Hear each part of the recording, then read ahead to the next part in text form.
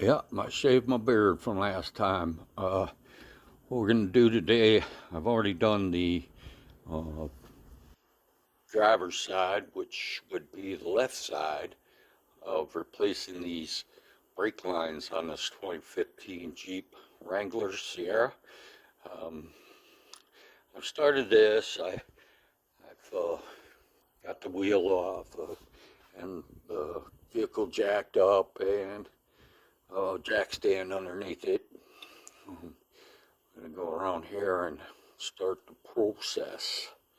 All right.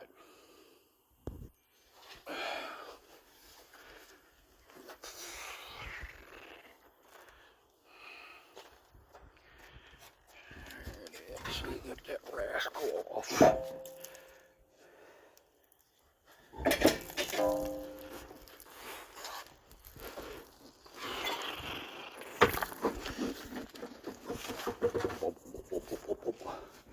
All right, so we're gonna replace this line right here.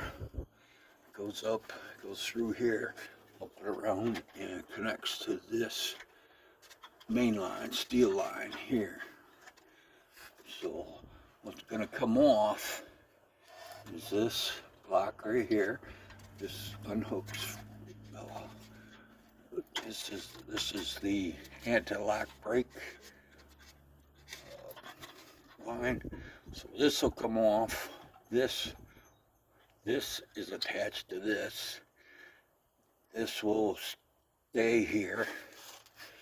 Then all of this will come out, including this deal here that holds the anti-lock brake on there. So that's that plate that's behind there. In order to do that, I found on the other side, after wrestling with the thing for way too long, I took the shock out. I moved the shock back a little bit, and it gave me plenty of access into that. So learning that from last time, I think I might get this done just a little bit faster. It's 2 o'clock right now. I'm gonna get to it. I think you know what we're doing here. I'm gonna replace this line here. So that'll come off the block right here. Off the block right there. And then we'll have to bleed it and bleeder screw it there. And that should take care of the business end of the business. All right, we'll see in a little bit. Here we go. Nice 15-mile-an-hour wind out today. Cloudy, 40 degrees. Beautiful, beautiful. I wasn't going to bore y'all with these tools and things, but I think this might be important and helpful to, excuse me, everybody else. All right, this 13 millimeter. What I'm going to do is I'm going to take this off. I'm going to fold this caliper down so I can get to this nut on this shock absorber. And of course I got to hold it with a close-in wrench on the back side when I get that far.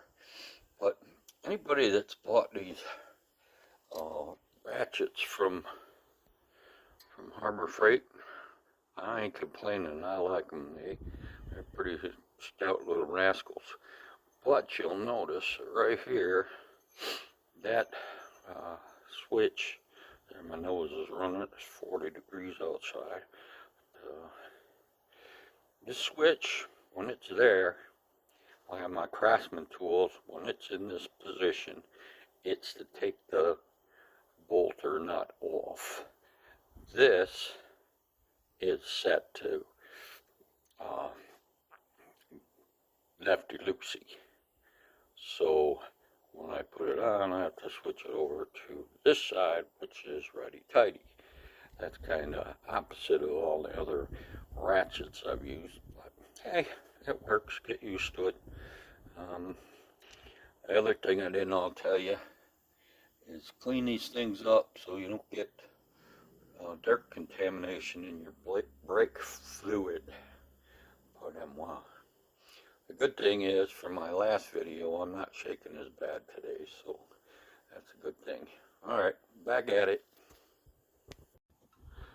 Well, heck, I'm back already. But this is the thing, what I really wanted to tell you last time. This is a 13 millimeter. Yeah, 13 millimeter. But you'll notice, nice up close. See, this is actually a nut of some sort. If you don't hold on to that, you cannot get that out.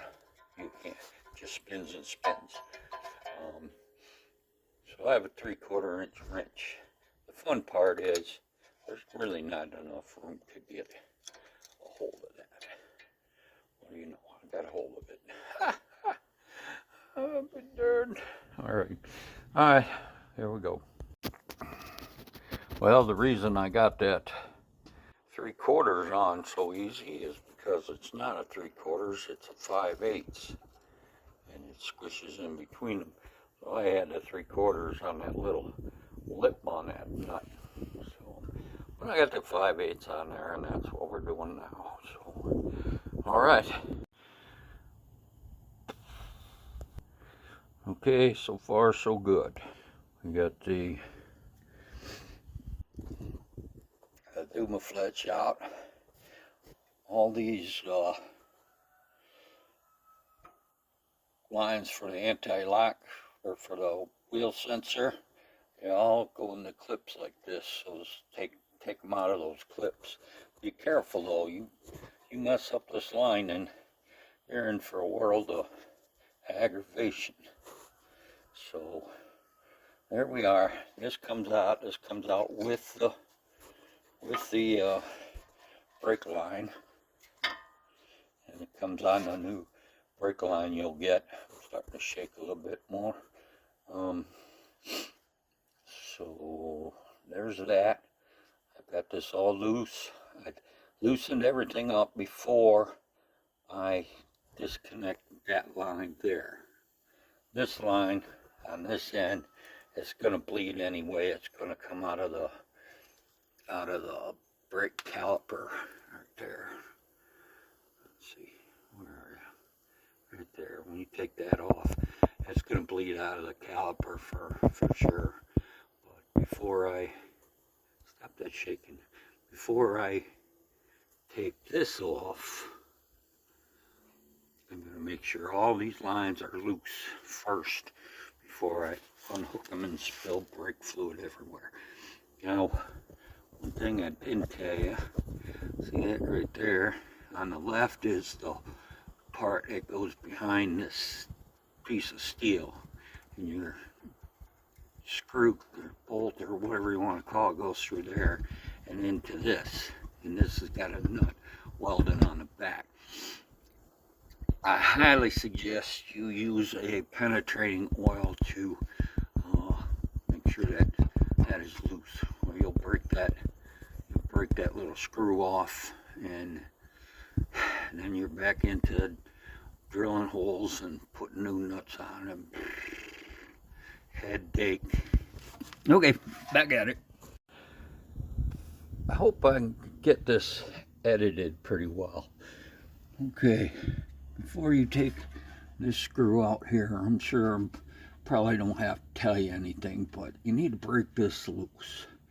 And just so you know, it's a 12 millimeter, and you turn it toward the front of the vehicle, at least on the passenger side. So do that. I'm going to take this line off. I have my new line, which you have to feed through everywhere. And while I got you, I'm going to tell you this: don't forget your crush washers.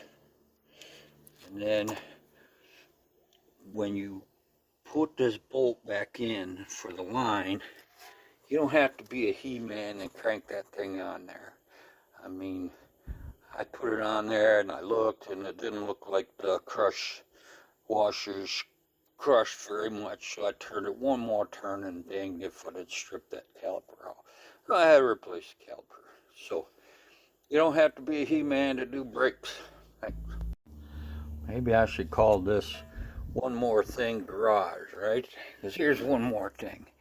You see them little push-throughs right there? They can be a pain in the hiney to get out. You can wiggle and wiggle, wiggle if you like. I don't know how other guys get them out. They seem to be a pretty hard thing to do the other side. I pulled them, they got far, a little ways out, and I couldn't get them the rest of the way out. Yeah, I cut them off, and I just hate to say it, but I just used some zip ties through there to hold that line onto that piece. So it's up to you. I don't like messing with them. They're a pain. Thanks. So, yep, I couldn't get them out, so I used my toenail clippers and just cut them off. And I'll put zip ties in there to hold it in place. So that's all I got to say on that. Well, ladies and gentlemen, peoples, one more thing. See that little loop right there? This goes in that loop. That does not have that loop. You must, which I said to myself, shit. Oops, sorry. You have to actually take this, oops, I guess I gotta point the camera at it. You gotta take this off of here and put it on your other one. That means I gotta take that bolt out and put this on there. I gotta get it off here first, and it's fairly simple. Right there at the top, you see that's just a wedge. Well, there's a wedge on the bottom too, and it just pries off there, and you can put it on the other one. But you should do that before you bolt it to the frame. Oh, one more thing. Okay, remember I told you not to be a He-Man on this thing, right? Right here, you can see that copper colored crush sleeve, and there's one on the inside as well. So in your pack, you'll have two of them. One on the inside, one on the outside. You see it's dripping because I haven't tightened this down yet, which I'm going to do. But I wanted to show you this because this is where I did the other side, and I over tightened it, and I end up stripping this out inside here, and I'd get another caliper. So don't do it.